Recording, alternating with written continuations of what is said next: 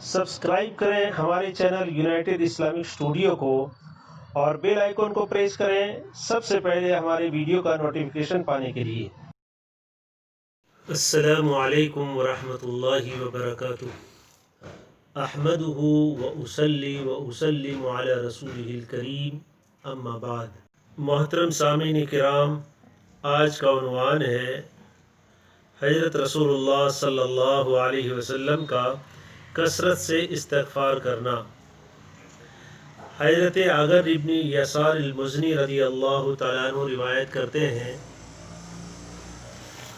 कि रसूलुल्लाह सल्लल्लाहु अलैहि वसल्लम ने इरशाद फरमाया, ऐ लोगो, तुम अल्लाह के हुजूर तौबा और इस्तिग़फ़ार करो, बेशक मैं दिन में 100 मरतबा तौबा और इस्तिग़फ़ार करता हूँ।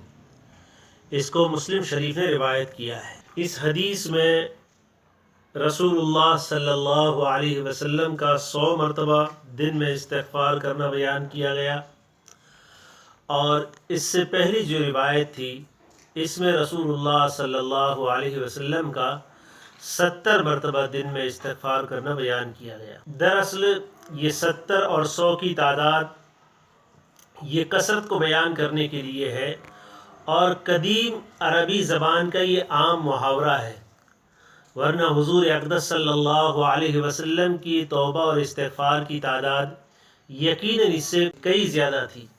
ये तो उस ज़ात का हाल है जिसके ज़िम्मे कोई गुनाह नहीं है, और अगर है भी तो अल्लाह ताला शानहू ने कुरान करीम में उनके बारे में यह ऐलान फरमा दिया, लियग़फ़िर लकल्लाहु मा तक़द्दम मिन ज़ंबिक व मा तअख़्ख़र, कि तुम्हारे अगले और पिछले गुनाह अगर हों भी तो अल्लाह ताला ने माफ़ कर दिए हैं। तो इसके बावजूद आपका कसरत से ये इस्तिग़फ़ार करना, ये असल में उम्मत की तालीम मक़सूद है। लिहाजा हम सब को चाहिए कि हर हाल में हमें अल्लाह ताला की तरफ रुजू करना चाहिए, कसरत से तौबा और इस्तिग़फ़ार करना चाहिए। इस्तिग़फ़ार वो बड़ी दौलत है कि जब इस्तिग़फ़ार का आदमी आदी हो जाता है और अपनी आदत बना देता है तो अल्लाह ताला की रहमत के दरवाज़े और बरकतों के दरवाज़े उसके लिए खोल दिए जाते हैं। और अगर पूरी उम्मत उमूमी तौर पर इस्तिग़फ़ार को अपना शेवा बना ले तो अल्लाह की रहमतें बेइंतहा और बेपनाह हो जाती हैं। चुनांचे कुरान करीम में अल्लाह ताला इरशाद फरमाते हैं, फ़क़ुल्तुस्तग़फ़िरू रब्बकुम इन्नहु कान गफ़्फ़ारा युरसिलिस समाअ अलैकुम मिदरारा व युमदिदकुम बिअम्वालिन व बनीन व यजअल लकुम जन्नातिन व यजअल लकुम अनहारा। ये सूरह नूह में हज़रत नूह अलैहिस्सलाम की तरफ मंसूब करके ये बात कही जा रही है कि हज़रत नूह अलैहिस्सलाम ने फरमाया कि मैंने कहा कि तुम अपने रब से इस्तिग़फ़ार करो, वो बड़ा मग़फ़िरत करने वाला है, और मग़फ़िरत के साथ साथ युरसिलिस समा अलैकुम मिदरारा, तुम्हारे ऊपर बारिश बरसाएगा और औलाद से और माल से तुम्हारी मदद करेगा, और तुम्हारे लिए बागात और तुम्हारे लिए नहरें जारी कर देगा। उलमा ने लिखा है कि ये आयत ऐसी बाबरकत आयत है, और इस आयत में ये इशारात हैं कि अगर आदमी कसरत इस्तिग़फ़ार करता है तो इसके नफ़े इस आयत में बयान किए गए हैं। कसरत इस्तिग़फ़ार की बुनियाद पर सबसे पहले नंबर का नफ़ा अल्लाह की मग़फ़िरत उसे हासिल होगी। अगर बारिश इलाक़ों में नहीं हो रही और लोग कसरत से इस्तिग़फ़ार करने लगें तो मूसलाधार बारिश होगी। अगर कोई बे औलाद है और औलाद का मुतमन्नी है, अगर कसरत इस्तिग़फ़ार का आदी बन जाए और कसरत इस्तिग़फ़ार करने लगे, अल्लाह ताला शानो उसे साहिब औलाद बना देते हैं। अगर कोई तंगदस्त है, वो अपने आप को इस्तिग़फ़ार का आदी बना दे, अल्लाह ताला उसे खूब माल देते हैं।